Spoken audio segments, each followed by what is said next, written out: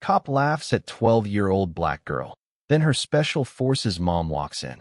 I bet my mom could beat your dad in a push-up contest, Zara grinned. Her best friend, Mateo, laughed. Only if your mom's secretly a superhero. Zara's eyes sparkled with mischief. Better. She's special forces. Green Beret. Mateo's mouth fell open. No way. I'm serious, Zara said proudly. She just got back from a deployment. Sergeant Major. She. A sharp, dismissive chuckle cut through her sentence. They both turned. A stocky, off-duty white police officer, in jeans and a tight polo with a holstered weapon clipped to his belt, stood 2 shelves over with a pack of frozen waffles in his hand. His lips curled into a smirk. Green Berets, he said, loud enough to draw attention from nearby shoppers. Someone like your mom? Doubt it. They don't hand those out for diversity points. Zara's mouth fell open. The man shook his head and muttered, 12 years old and already living in fantasy land. Mateo's smile dropped. His cheeks went pale. Zara's heart pounded in her ears. She felt like she'd been slapped in front of the whole store. Her skin prickled, and the laughter from a couple of nearby teenagers felt like knives. She tried to speak, but her throat burned. She's real. She trained in Fort Bragg. Jumped from planes. She's been. The officer snorted. Sure, sweetie. And I'm the King of England. Zara blinked fast. Her fists clenched at her sides, but her voice cracked, fragile. Why would I lie? Why do kids lie about Santa Claus? He muttered. Then, the automatic doors of the store whooshed open behind them. Combat boots on linoleum. Crisp steps. Steady. Confident. Zara turned and froze. The crowd parted instinctively. Even before anyone saw her face, the presence alone made people turn. There she was. Sergeant Major Alicia Monroe strode through the sliding doors in full uniform, olive drab pressed with precision, special forces patch on her shoulder, rows of ribbons on her chest.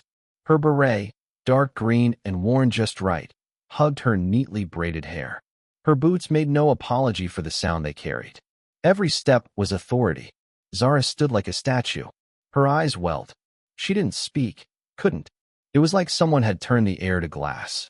Alicia spotted her daughter instantly, then noticed the hush that had fallen across the front of the store.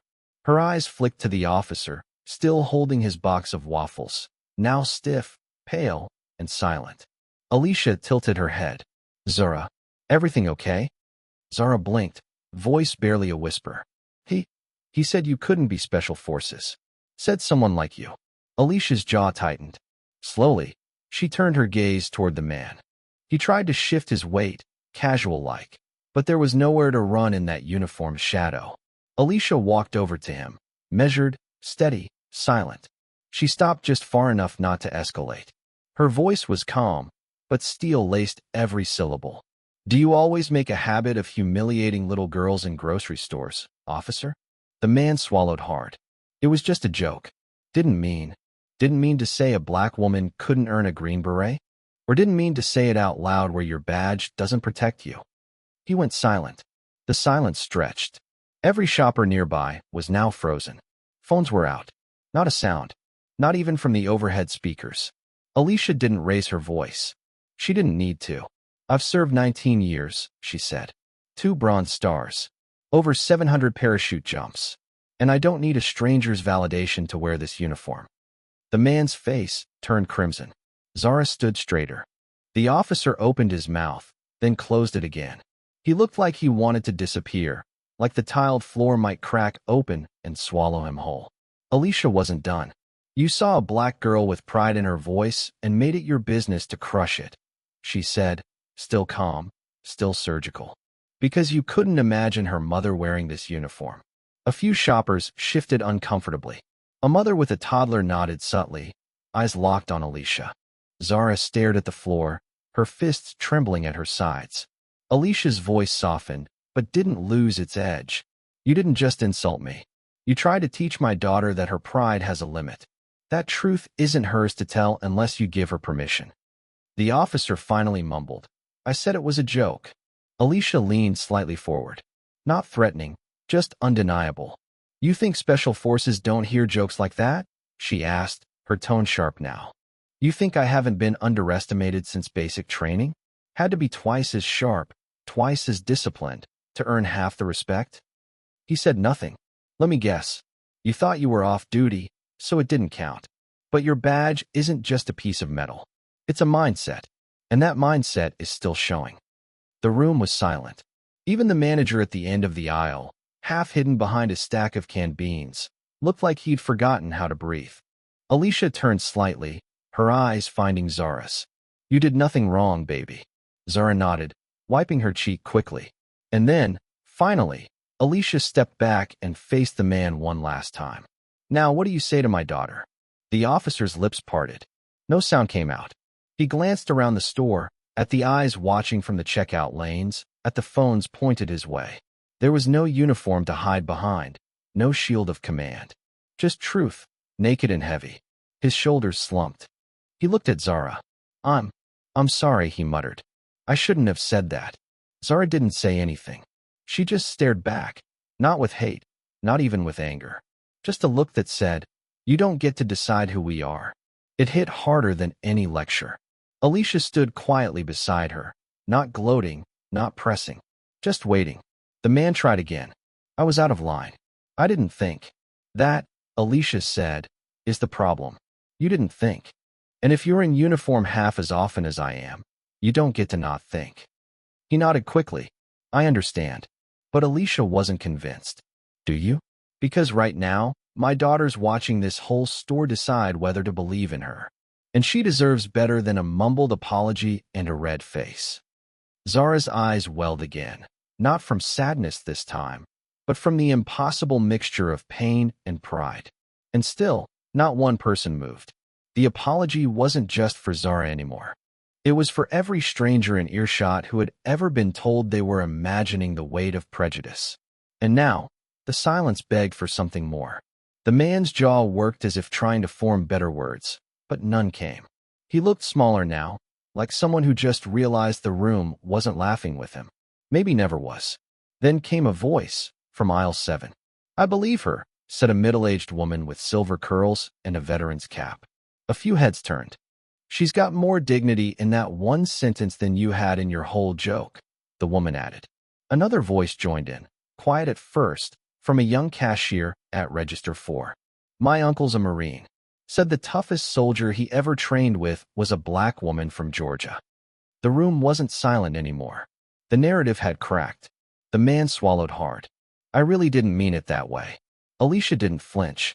Intent doesn't erase impact, especially when you carry a gun for a living. She stepped back beside Zara and placed a gentle hand on her daughter's back. You ready to finish our shopping, kiddo? Zara looked up at her mom. Her voice still a little shaky but stronger now. Yeah. As they turned away, Zara reached out and took her mother's hand. Tight, like she was holding on to the part of herself the man had tried to take. And slowly, as they walked past the stunned crowd, people began to part like water around them, not out of fear, but respect. The officer stood frozen. Behind him, his waffles had begun to thaw. The wheels of their shopping cart squeaked as Alicia and Zara moved down the aisle.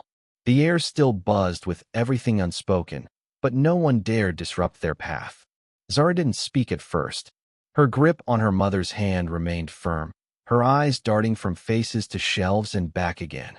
She could still feel the sting of humiliation, but now it pulsed under something else. Pride. Not the loud kind. Not the cheerleading, look at me kind. The kind that wrapped around her ribs like armor. Alicia leaned down, her voice low and warm. You don't have to be okay right now. I'm fine, Zara said quickly. Alicia raised an eyebrow. Zara hesitated, then admitted, I was trying to explain everything, like I had to convince him. Like he mattered. Alicia nodded slowly. That's how it starts. We get so used to proving we belong, we forget we never needed to. Zara blinked, as if trying to memorize those words. They passed a young black father with his son near the produce section. The man gave a quiet nod of respect. The boy, no older than 8, stared up at Alicia's uniform with wide, wondering eyes. Zara caught it, and for the first time since the confrontation, she smiled, not at her mother, but at herself. She didn't just know who her mom was. She knew who she was, too. Back at the front of the store, the officer hadn't moved. People still lingered, pretending to shop, pretending to text, but really just watching. Watching him. His authority had curdled in real time. Whatever assumptions he'd walked in with were now lying shattered at his feet. He turned toward the exit, the thawing waffles slipping from his hand into the cart. He didn't bother picking them up. As he passed the same cashier who had spoken up, she didn't look away. She just stared at him, unblinking, firm. He paused at the sliding doors, then glanced over his shoulder. Alicia and Zara were still visible in the reflection of the freezer glass, just a mother and daughter, loading granola bars into their cart. But nothing about them looked ordinary anymore. He stepped outside. The doors slid shut behind him with a hiss, as if the store itself was done with him. Back inside, the cashier exhaled and muttered under her breath, "About time someone said it." A woman behind her whispered, "Did you record that?" The cashier shook her head. "Didn't need to. I'll remember every word." Near the freezer section, an older black man with salt and pepper dreads and a faded Tuskegee Airman t-shirt caught up with Alicia. "Sergeant Major," he said with a respectful nod. "Don't see too many of you walking around without a convoy." Alicia smiled politely. "Guess I brought backup." She gently nudged Zara, who offered a shy smile. He looked down at Zara. "Your mama didn't just handle him. She recalibrated the whole room." Zara's cheeks flushed. "I didn't know what to say." "You didn't have to," the man said gently. "Sometimes your silence tells the world they were never worth your breath." He turned back to Alicia. "We've come a long way, but not so far that we can stop teaching them." Alicia nodded. "It's exhausting, though." "Sure is," he agreed. "But then someone like you walks in, and suddenly the lesson sticks." As he walked away, he called over his shoulder, "Keep raising her like that. The world's gonna need her." Zara looked up at her mother. "Why do people still act like it's impossible?" Alicia rested a hand on her daughter's shoulder. "Because the truth still scares them more than the lie ever did." As they approached the checkout lanes, the store manager intercepted them. Nervous smile, clipboard clutched like a life raft. "Excuse me, ma'am," he said, eyes flicking to the uniform, then to Zara, then back to the clipboard as if it might give him the right words. Alicia raised an eyebrow. "Yes. I just wanted to apologize for what happened earlier," he stammered. "We don't condone that kind of behavior here. If you'd like to file a report, I can." Alicia held up a hand. "We're not here for apologies that come from fear of liability." He blinked, caught mid-breath. "We're here to buy granola bars," she added flatly, "and maybe teach a lesson or two along the way." Zara looked up at him, her face calm now, her voice surprisingly clear. "You didn't say anything when it happened." The manager swallowed. "You're right. I should have." There it was. Not defense, not deflection, just discomfort owning its silence. Alicia let him sit in it for a beat longer.